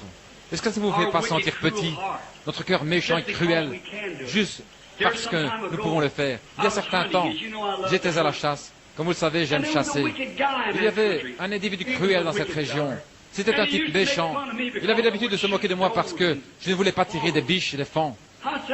Je disais, c'est brutal. Pourquoi ne veux-tu pas être un chasseur vraiment loyal et tirer plutôt sur les vieux mâles et les animaux qui sont vieux et prêts à mourir? Dieu nous les a donnés. Laisse ces jeunes mères et ces petits. Ah, prédicateur, t'es une poule mouillée. Il me répétait ça sans cesse. Je disais, maintenant regarde, si j'avais faim et que je désirais un de ces fonds, je crois que Dieu me laisserait l'avoir. Mais tirer sur lui juste pour faire le malin, eh bien, il en remplissait tout un chariot. Et pour l'animal, il avait une sorte de sifflet. Et en sifflant, ça faisait exactement le bruit d'un petit faon qui appelle. Un jour, nous étions ensemble dans les buissons. Et je lui fis honte. Je dis, à ta place, j'aurais honte de moi. Il tuait 8 à 10 fans d'une seule fois s'il le pouvait. Des biches, n'importe quoi. Simplement pour faire le malin. Il en prélevait peut-être juste les quartiers de derrière et laissait tout le reste sur place. Je lui dis, oh, il me disait, vous prédicateurs, vous êtes des poules mouillées. Un jour, il se tenait dans les buissons, il saisit ce sifflet, et il fit entendre ce son. Cela ressemblait à un petit enfant qui pleure. Et juste comme il faisait cela, une magnifique biche laissa apparaître sa tête et sortit du fourré. Vous pouviez voir ses jolis yeux bruns qui regardaient. Tout alarmée, elle regardait autour. Le chasseur prit son fusil, et il épaula pour tirer la biche. Et celle-ci vit le chasseur. Mais vous savez quoi? Le cri de ce fan. Elle ne remarqua pas ce fusil. Elle cherchait ce bébé qui était en difficulté. Vous savez, le fait qu'elle ait fait face à la mort en regardant le canon du fusil démontre le véritable sentiment maternel et l'amour d'une mère. Savez-vous quoi? Cette démonstration fut si remarquable que cela le toucha. Il jeta son fusil par terre. Il revint vers moi en courant et m'accrocha par le bras. « Billy, prie pour moi, j'en ai assez de ceci. » En voyant cette démonstration d'héroïsme maternel. Oh, lorsque le monde verra la démonstration de l'amour de Dieu dans nos cœurs humains, quelle différence cela sera. Lorsque nous laisserons la colombe de Dieu venir dans nos cœurs et nous attendrir, nous rendre humbles. Là derrière dans ce bosquet, je priais pour ce gars et je l'ai conduit au Seigneur Jésus. Depuis lors, ce fut un chasseur bon et loyal. Certainement, il pensait avoir son droit, il pensait faire ce qu'il voulait. Ils sont sur mon territoire, ils mangent ma luzerne, s'ils le désirent. Je disais, c'est juste, mais c'est inhumain de faire cela. Tu dois renoncer à tes droits. Oh Dieu, aie pitié afin que nous le fassions. Ici, il y a quelque temps, il y a environ 100 ans, il y avait un grand chrétien qui vivait dans le sud-ouest des États-Unis. Il s'appelait Daniel Curry. C'était un homme admirable, un homme pieux, sanctifié, un véritable chrétien, un homme que tout le monde estimait beaucoup, quelqu'un de merveilleux. Et on raconte qu'il mourut ou tomba en extase. Et il dit qu'il monta au ciel, bien entendu lorsqu'il mourut. Et en arrivant à la porte de perles, le gardien vint à la porte et dit, « Qui es-tu » Il répondit, « Je suis l'évangéliste Daniel Curry. J'ai gagné des milliers d'âmes à Christ. Et je désire entrer ce matin. Le voyage de ma vie est terminé sur terre. Je n'ai maintenant pas d'endroit où aller. C'est ainsi que cela se produira pour toi, l'un de ces jours, pécheur. C'est ainsi que ça t'arrivera, à toi qui es rétrograde. C'est ainsi que ça vous arrivera, à vous qui avez attristé, éloigné le Saint-Esprit, en n'étant plus doux ni tendre. Ça fait des années que vous n'avez pas pleuré. Vous n'avez pas rougi depuis je ne sais combien de temps, en toute modestie. Et toute modestie vous a quitté, certainement. Mais cela va venir à votre porte un de ces matins. Et alors que le doux Saint-Esprit vient frapper, pourquoi ne le laissez-vous pas entrer? Donc, lorsque Daniel Curry arrive à la porte, ils vinrent et dirent, nous allons voir si votre nom figure ici. Ils cherchèrent partout et ne purent trouver aucun nom. Ils dirent non, il n'y a pas de Daniel Curry ici. Oh, dit-il, certainement, je suis un évangéliste. J'ai gagné des âmes à Christ. J'ai essayé de faire ce qui est juste. Le gardien dit, monsieur, je suis désolé de vous le dire, mais il n'y a pas de Daniel Curry ici. Je vais vous dire ce que vous pourriez faire. Nous n'avons pas le droit ici de nous occuper de votre cas, mais voulez-vous présenter un recours? Vous pourriez recourir au jugement du trône blanc, si vous le désirez. Mais nous ne pouvons pas du tout vous faire miséricorde ici, parce que nous n'avons pas votre nom. Il n'y a pas de grâce pour vous. Désirez-vous faire appel pour votre cas? Il a dit, monsieur, que puis-je faire d'autre que de faire appel pour mon cas? Le gardien répondit, eh bien, vous pouvez aller au jugement du trône blanc et faire appel pour votre cas. Daniel Curry dit qu'il se sentit voyager à travers l'espace pendant environ 1 heure. Il dit qu'il arriva à un endroit où cela devenait de plus en plus clair, plus clair, plus clair, plus clair. Il dit que plus il avançait, plus ça devenait clair. C'était 100 fois, des milliers de fois, plus brillant que le soleil n'a jamais été. Il dit qu'il tremblait, tremblait. Puis il dit que lorsqu'il arrive au milieu de cette lumière, il entendit une voix qui disait, « Étais-tu parfait sur terre ?» Ça sortait de la lumière. Il répondit, « Non, je n'étais pas parfait. » Il tremblait. « As-tu toujours usé d'honnêteté envers tout le monde ?» Il répondit non. Il avait à l'esprit différentes choses pour lesquelles il ne fut pas tout à fait honnête. Non, je ne pense pas être honnête. As-tu raconté la vérité chaque fois dans ta vie? Répondit non. Je me souviens d'avoir raconté certaines choses qui n'étaient pas douteuses, qui étaient douteuses. Je n'étais pas tout à fait véridique. Alors as-tu jamais pris quelque chose qui ne t'appartenait pas?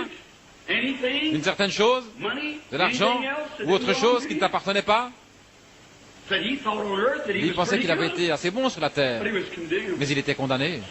Il dit non, non, j'ai pris des choses qui ne m'appartenaient pas. On lui dit, alors tu n'étais pas parfait? Il répondit non, je n'étais pas parfait. Il dit qu'il s'attendait d'un moment à l'autre à ce que cette grande lumière, là où la colombe se reposait, retentisse comme le bruit d'une explosion, le mot condamné. À ce moment-là, il entendit une voix derrière lui qui était la plus douce que n'importe quelle voix qu'il ait jamais entendue. Il dit qu'il se tourna pour voir, et le plus beau visage qu'il eût jamais vu, plus doux que n'importe quel visage de mère, se trouvait là devant lui. Et il dit, Père, Daniel Curry a pris position pour moi sur la terre. Il est vrai qu'il n'était pas parfait, mais il a pris position pour moi. Il a pris position pour moi sur la terre. Et maintenant, je vais prendre position pour lui au ciel. Prends tous ses péchés et mets-les sur mon compte. Qui va prendre position pour vous en ce jour-là? Frère, si vous l'attristez et l'éloignez de vous aujourd'hui, je ne peux tout simplement plus prêcher. Inclinons nos têtes. Ô Dieu bien-aimé, cher agneau mourant, toi qui es doux, humble et modeste, les oiseaux avaient des nids et les renards avaient des tanières, mais toi, tu n'avais pas de demeure, bien que tu sois le Seigneur de gloire lui-même. Lorsque tu es né, il n'avait pas de vêtements à te mettre. Ô Dieu, à quoi me serviront mes habits là-bas? À quoi me serviront mes voitures? À quoi me servira une jolie maison? À quoi me servira tout cela ce jour-là? Tu étais sans amis, personne ne voulait se lier d'amitié avec toi. Personne ne paraissait vouloir te tendre une main secourable. Tu as dit que tu dirais en ce jour-là, j'avais faim et vous ne m'avez pas nourri. J'étais nu et vous ne m'avez pas vêtu. À quoi nous servira en ce jour-là tout ce que nous avons, Seigneur? Laisse-nous prendre position pour toi, afin que lorsque cette heure arrivera, nous entrerons dans ta présence, l'omnipotent, l'omniprésent. Oh Dieu, lorsque nous entendrons cette colombe avec ses ailes se tenant dans cette grande lumière, cela brillera à travers toute l'éternité, sachant que tu habites dans la lumière. Je devrais me tenir là, tout seul, et que mon frère, mon pasteur, ma mère, mon père, ma femme, mes enfants sont partis.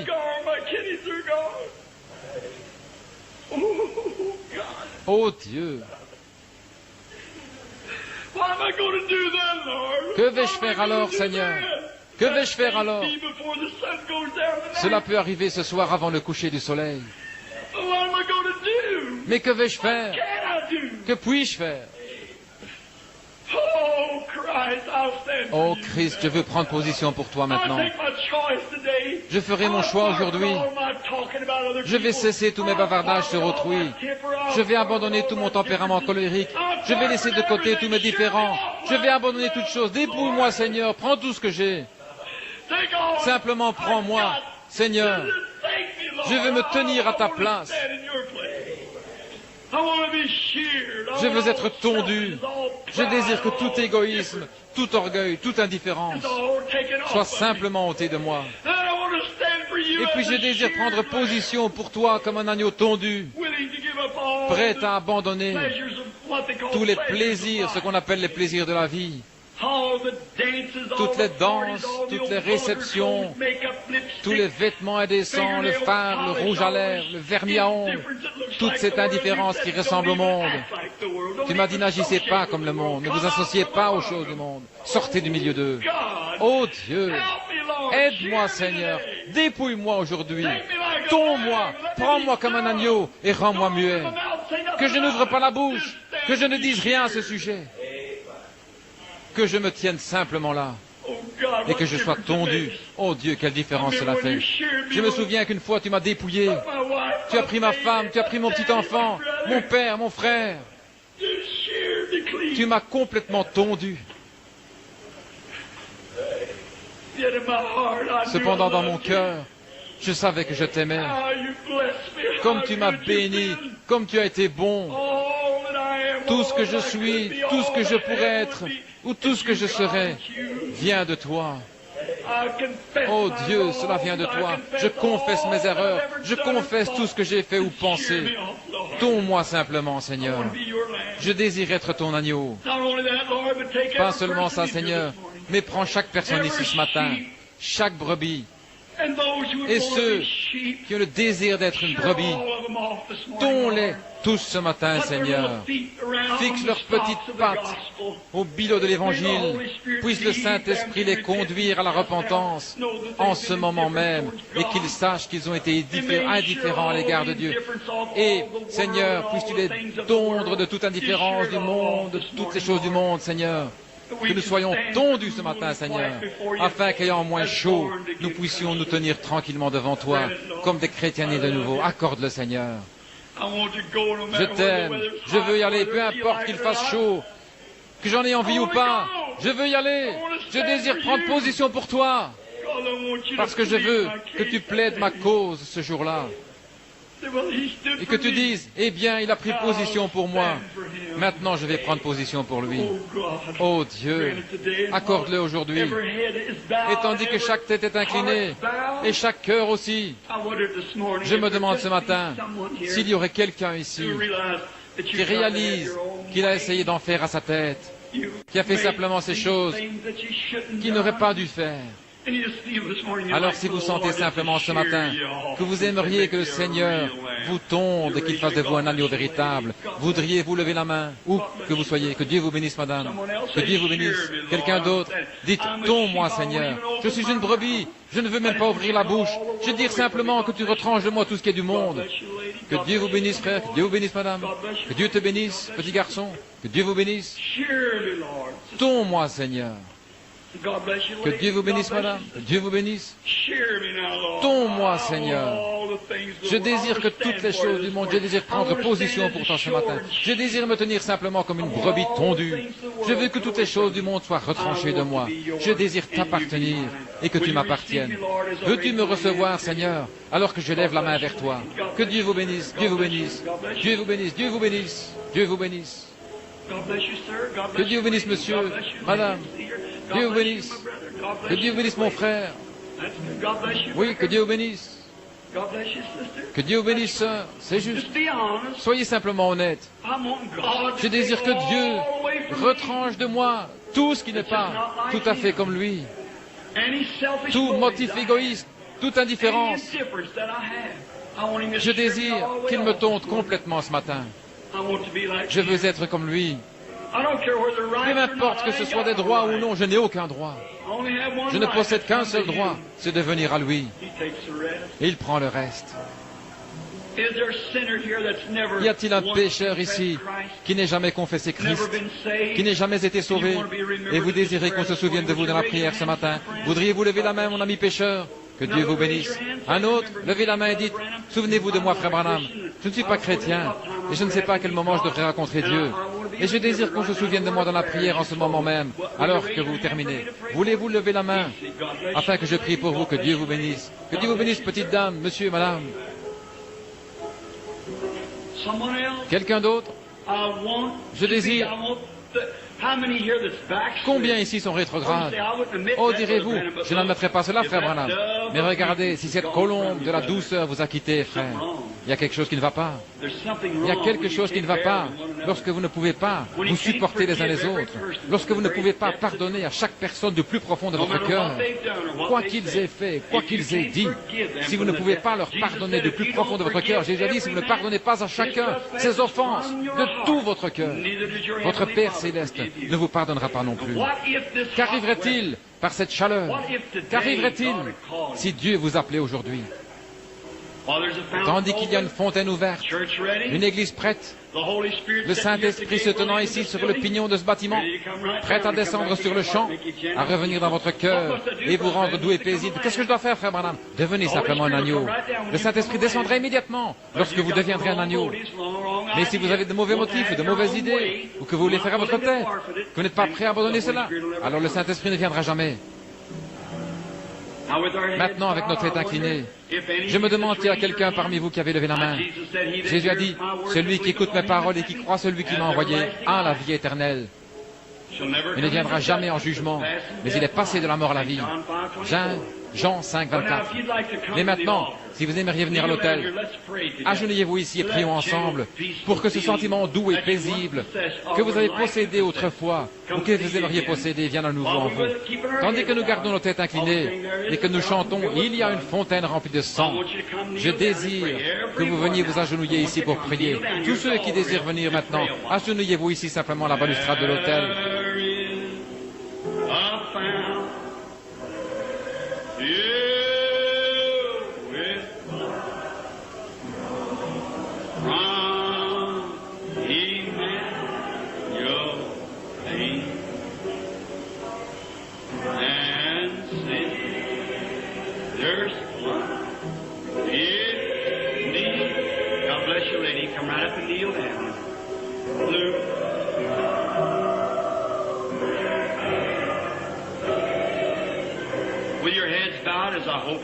Avec vos têtes inclinées, vous savez qui est la première personne à s'avancer ce matin? Vous devriez avoir honte. Une femme de couleur. Une pauvre femme, les chevilles enflées, les cheveux grisonnants. Elle s'approche de l'autel. Une fois, un vieil homme de couleur fut sauvé. C'était à l'époque de l'esclavage. Quand il fut sauvé, il alla dire à son patron qu'il était libre. Celui-ci lui dit, tu es quoi? Il répondit, je suis libre. Alors il le libéra. Voici un autre groupe de gens qui s'approchent pour recevoir le salut ce matin. Il dit qu'il était libre, que tout le monde soit en prière, alors que le Saint-Esprit traite avec les gens qui prennent une décision. Il a dit, Mose, tu as dit que tu étais libre? Il répondit, oui patron, je suis libre. Si tu es libre, alors je vais te libérer aussi. Va, prêche l'évangile. Lorsqu'il fut sur le point de mourir, beaucoup de ses frères blancs vinrent le voir. Et il leur dit, il pensait qu'il avait été dans le coma. Lorsqu'il se réveilla, il dit, je pensais être parti. Dieu vous bénisse mon frère, agenouillez-vous simplement là. Il dit, je pensais être déjà parti. Il lui dit, qu'as-tu vu, Mose? Il répondit, quand j'ai passé la porte, je l'ai vu. Je suis resté là à le regarder. Un ange s'est alors avancé. Il a dit, viens, Mose. Tu as prêché l'évangile pendant bien des années. Il y a une robe et une couronne qui t'attendent. Il a dit, ne me parlez pas de robe et de couronne. Je ne veux ni robe ni couronne. Je désire simplement le regarder.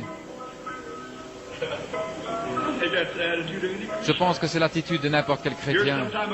Il y a quelque temps, je me trouvais dans un colisée, ou plutôt un musée non loin de Chicago. Je regardais tout ce qu'il y avait là. J'aperçus un vieux noir avec une petite couronne de cheveux blancs sur la tête. Il se promenait là, son chapeau à la main. Je le regardais. Il regardait à l'intérieur de quelque chose. Puis il recula brusquement et des larmes commencèrent à couler sur ses vieilles joues. Il commença à prier. Je l'observais quelques instants.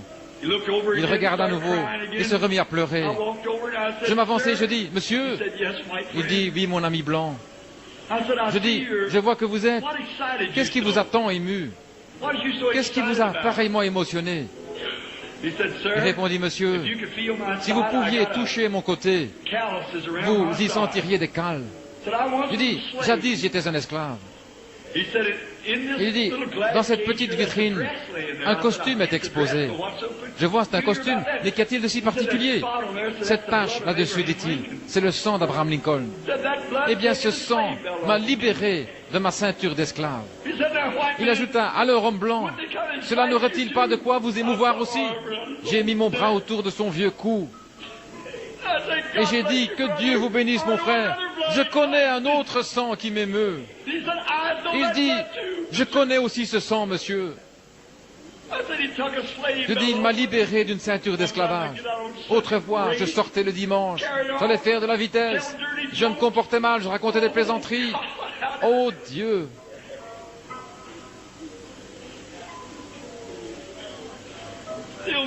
Comment ai-je pu faire cela? Il y a encore des cicatrices dans mon cœur à cause de cela. Mais je suis heureux qu'il m'ait ôté cette ceinture. Tout cela a disparu maintenant. Il a pris ma place. Ici, il y a quelque temps, je regardais une femme qui était si vulgaire que j'avais envie de la condamner. Et Dieu m'a donné une vision qui me fit alors prier pour elle. Lorsque je vis que mes péchés étaient aussi grands que les siens, je m'avançai et je m'assis à côté d'elle. Je lui fis honte, je lui dis que j'étais pasteur.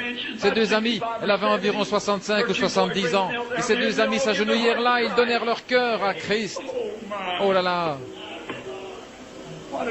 Quelle différence! Ne le voulez pas?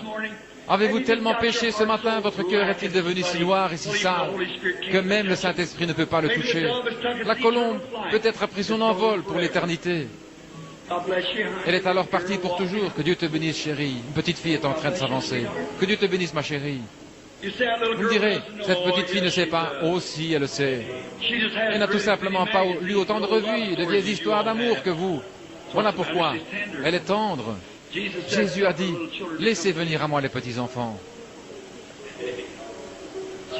Quelqu'un d'autre aimerait-il venir se joindre à nous ce matin? L'autel est ouvert, encore un instant, tandis que nous chantons de nouveau, et ensuite nous allons offrir une prière pendant que ces pécheurs repentants prient.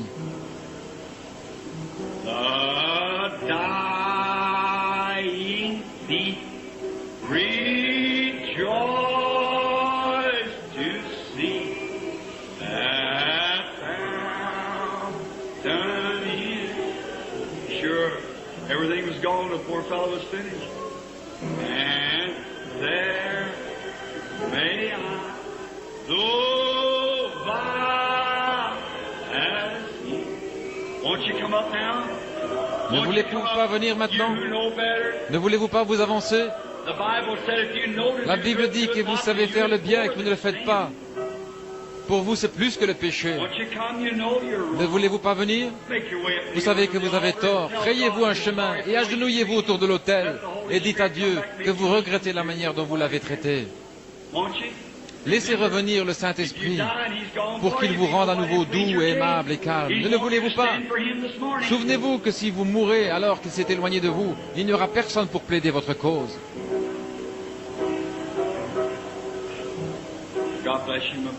Que Dieu te bénisse, mon frère. Nous attendons. Est-ce tout?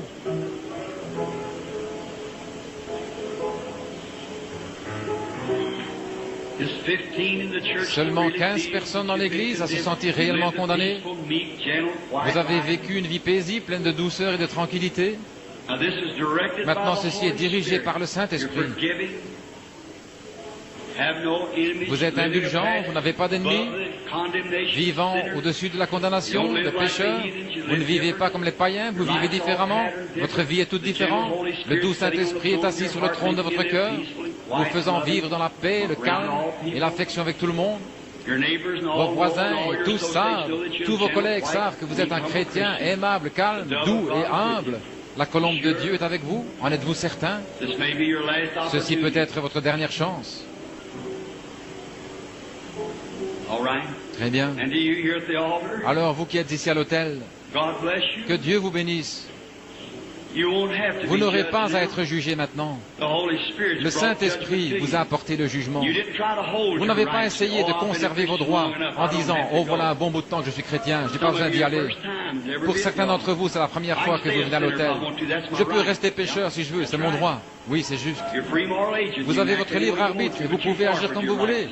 Mais vous avez renoncé à vos droits ce matin.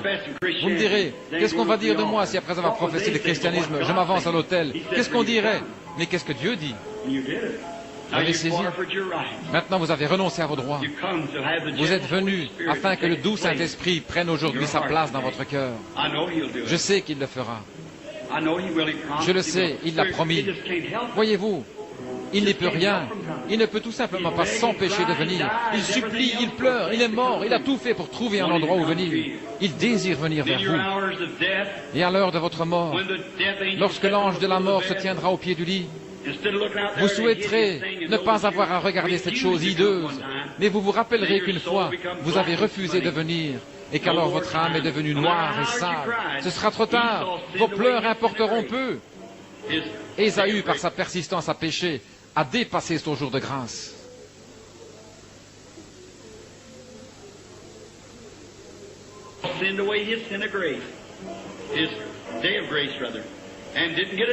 Et il n'eut plus d'autre chance. Il pleura amèrement en cherchant un moyen de mettre cette chose en ordre. Mais il ne le put pas. Dieu l'avait appelé pour la dernière fois. Mais vous avez abandonné tous vos droits, tous vos amis et tous vos sentiments, et toutes choses ce matin, pour venir ici. Vous avez abandonné vos droits quand vous vous êtes agenouillés ici pour parler à Dieu. Je vous déclare par la parole du Seigneur que Christ a dit, je ne mettrai pas dehors celui qui vient à moi. Maintenant, pendant que vous êtes là à l'autel, repentez-vous. Dites-lui que vous regrettez ce que vous avez fait. C'est ce qu'il y a avec les gens qui ne reçoivent pas le Saint-Esprit lorsqu'ils se font baptiser. Ils ne se repentent pas complètement. Dieu essaye de leur donner le Saint-Esprit. Il désire que vous soyez doux, aimables et calmes. C'est la raison pour laquelle vous vous relevez avec le même égoïsme dans votre cœur. Oh, il se pourrait que vous vous releviez en criant, en parlant en langue et autre chose. Ça ne vous ferait pas avoir le Saint-Esprit. Vous devez vous relever là en étant une personne différente. Vous devez vous relever en étant aimable, calme, doux, humble, avec l'Esprit de Dieu qui habite en vous. L'année prochaine, vous regarderez le chemin parcouru et vous verrez jusqu'où vous êtes arrivé. Voyez-vous, vous gagnez sans cesse du terrain. C'est le Saint-Esprit. Le Saint-Esprit est l'amour, la joie, la paix, la longanimité, la douceur, la bienveillance, la patience, la foi. Maintenant, repentez-vous tout simplement et dites à Dieu que vous désirez cela tout de suite. Il le fera. Toi, fillette, qui est là, ma petite chérie, fais la même chose. Dieu te bénisse. Ta maman se tient debout, les mains posées sur toi. Cette chère sœur de couleur âgée ici, qui s'incline à l'autel, il se peut que vous ayez dû manger du pain de maïs et de la bouillie de maïs. Il se peut que vous ayez dû vivre dans une ruelle, pour autant que je sache, sœur, que Dieu bénisse votre cœur. Il y a un palais préparé pour vous dans la gloire ce matin. C'est vrai. En regardant vers l'autel, je vois une femme aux cheveux grisonnants, une jeune femme la tête inclinée, une femme aux cheveux tout blancs. Oh Dieu! Je vois des hommes qui s'agenouillent, et plusieurs autres ici. Repentez-vous simplement. Dites-lui que vous regrettez. Dites-lui que vous ne le ferez plus jamais. Par sa grâce, à partir d'aujourd'hui, vous mettrez un terme à tous vos différends. Vous voulez être doux et paisible. Vous voulez être humble et aller là où il vous conduit. Et lorsque les gens diront quelque chose, peu importe si ça a l'air juste, vous allez abandonner les droits que vous avez de parler de votre prochain. Vous allez parler de Jésus. Vous allez simplement faire ce qui est juste. Vous ne sortirez pas en ayant l'air d'un meurtrier. Vous ne sortirez pas pour vous jeter sur l'innocent. Et vous voyez cette manifestation d'héroïsme par de véritables chrétiens. Et vous désirez être comme eux. Vous n'aurez besoin de le dire à personne que vous êtes chrétien. Si vous en êtes un, on le verra simplement et on le saura. En vous entendant parler, vous êtes scellé à l'intérieur. Maintenant, alors que vous humiliez votre cœur, repentez-vous. Dites à Dieu que vous regrettez et que vous ne le ferez plus. Vous avez honte de vous-même et de la façon dont vous avez agi. Et ensuite, je prierai pour vous. Et je crois qu'à ce moment-là, la paix s'installera dans votre cœur. Tout simplement, une paix comme un fleuve qui coulera dans votre âme. Il se peut que vous ne criez pas, il se peut que vous ne parliez pas en langue, il se peut que vous ne sautiez pas. Mais vous quitterez l'autel avec quelque chose en vous. Quelque chose en vous qui vous ancrera la vieille croix rugueuse aussi longtemps que vous vivrez. Maintenant, priez en même temps que moi. Confessez vos fautes. Notre Père Céleste, étant d'indignes créatures, cette salle chaude où l'on transpire ce matin, cette étuve. Mais, ô Dieu, tu l'as fait sortir par nos pores. Le Saint-Esprit est descendu et a convaincu les gens qu'ils étaient dans l'erreur et qu'ils péchaient. Leurs esprits étaient arrogants. Ils étaient devenus hostiles, indiscrets, des je sais tout, ne voulant pas se repentir, ne voulant pas pardonner aux gens. Il ne voulait pas le faire. Mais aujourd'hui, le Saint-Esprit a pris la parole de Dieu, l'a placée dans leur cœur, doux, et a dit, maintenant veux-tu revenir au point où tu en étais la première fois que tu es venu à l'autel, et que tu aimais tout le monde, et que tu m'aimais d'un amour impérissable. Alors lève-toi simplement et viens à l'autel. Et ils l'ont fait, Seigneur. Et je te prie maintenant de sanctifier leurs pensées, Seigneur. Sanctifie leur cœur. Rends-les doux et paisibles. Puissent-ils maintenant se relever de cet autel après s'être repentis, d'avoir abandonné leur vie et retourner chez eux. Peu importe ce qui arrive, si votre mari, votre femme s'énerve, ou bien le voisin, ou un collègue de travail, ou un associé, je serai simplement doux comme une colombe. Après tout, la vengeance t'appartient. À moi la rétribution, dit le Seigneur. Combien nous nous en sommes rendus compte, Seigneur. Restez simplement tranquilles. Soyez doux. Voyez Dieu descendre directement vers ses agneaux. Bien sûr, certainement. Ce bon berger a donné sa vie pour eux. Il descend jusque vers ses brebis. Et il les guidera. Malheur à celui qui se mettra en travers de leur chemin. Malheur à celui qui dira une seule parole contre elle. Il a dit qu'il vaudrait mieux qu'une meule soit suspendue à votre cou, que vous soyez noyés dans les profondeurs de la mer. Leurs anges contemplent sans cesse le visage de mon Père qui est dans les cieux. Ô Dieu, ce que vous leur faites, c'est à moi que vous le faites. Ainsi, ô Dieu, je désire être doux. Je me place aussi sur l'autel ce matin. Non pas ce matin, mais chaque matin et chaque jour. Je veux être paisible, doux et semblable à Jésus. Accorde-le, Père. Aide-nous à être ainsi maintenant. Fais rouler sur nos âmes ces infinies vagues d'amour.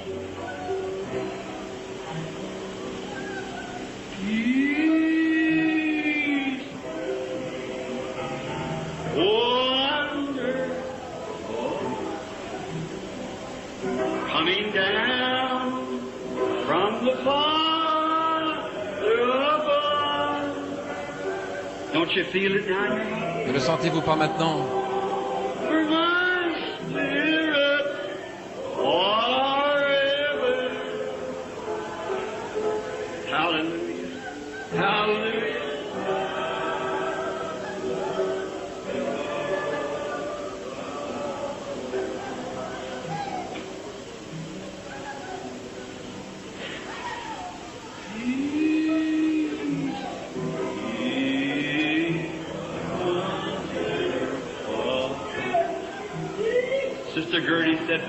Sœur Gertie a dit de dire à toute l'Église qu'elle se sent aussi condamnée, mais elle fait du piano à son autel. Étant donné que le piano est son autel, elle a dit, dites à l'Église de prier pour moi. Alors elle s'est assise là, les larmes coulant sur ses lunettes. Cette chair est mon autel. Je me suis aussi repenti. Ma Bible est mouillée. Oh Dieu.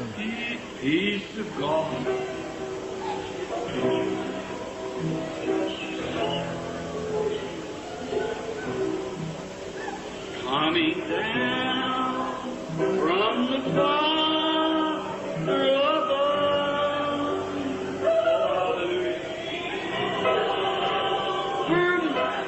Spirit forever. God sinned against anybody, against you. Oh Dieu, si j'ai péché contre quelqu'un, contre toi, ôte cela, Seigneur. Enlève le péché de ma petite Église.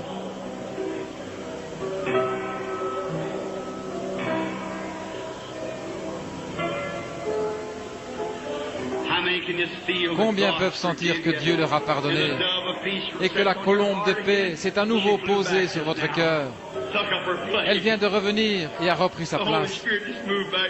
Le Saint-Esprit vient tout juste de revenir et il a dit, mon enfant, j'ai toujours désiré t'aimer, mais tu ne me laissais pas faire. Je ne peux pas demeurer avec ton vieil esprit égoïste. Mais maintenant que tu l'as abandonné, je suis revenu dans ton cœur ce matin. Combien se sentent ainsi? Levez la main. Levez la main, c'est ça. Tout autour de l'autel. Combien dans l'assistance ressentent la même chose?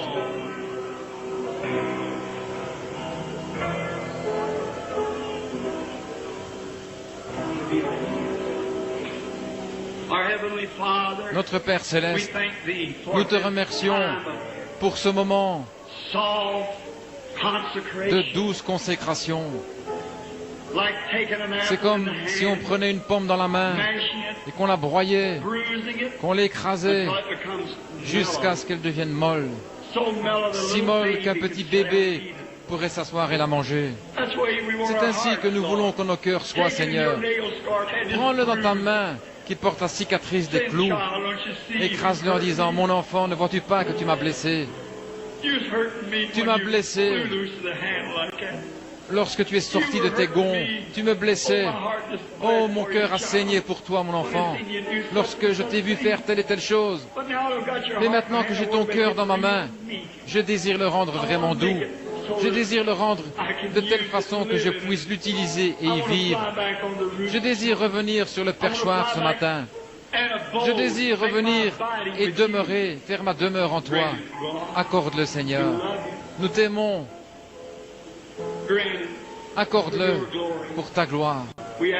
Nous le demandons dans le nom de Jésus.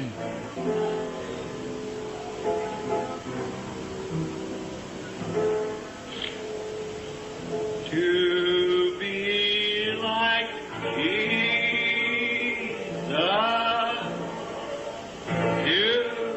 Don't you love just to worship like this? N'aimez-vous pas simplement adorer ainsi? Oh, mon âme est si inondée.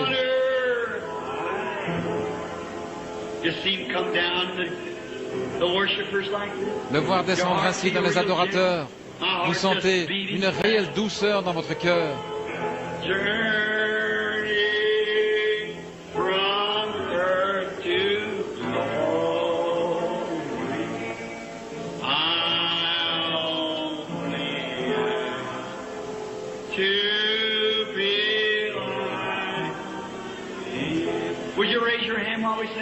Voulez-vous les mains alors que nous le chantons?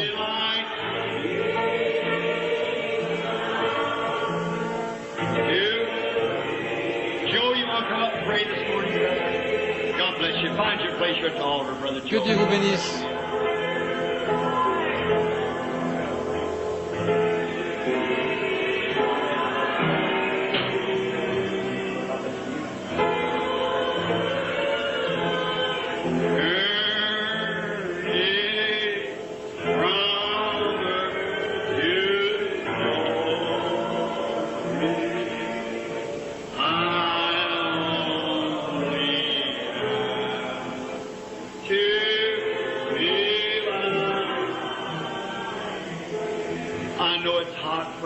Je sais qu'il fait chaud, les amis. Je le sais. Mais j'espère que vous vous sentez comme moi. Oh, je me sens comme si je pouvais m'envoler. Comme il est affectueux. Que pourrais-je faire? Où irais-je?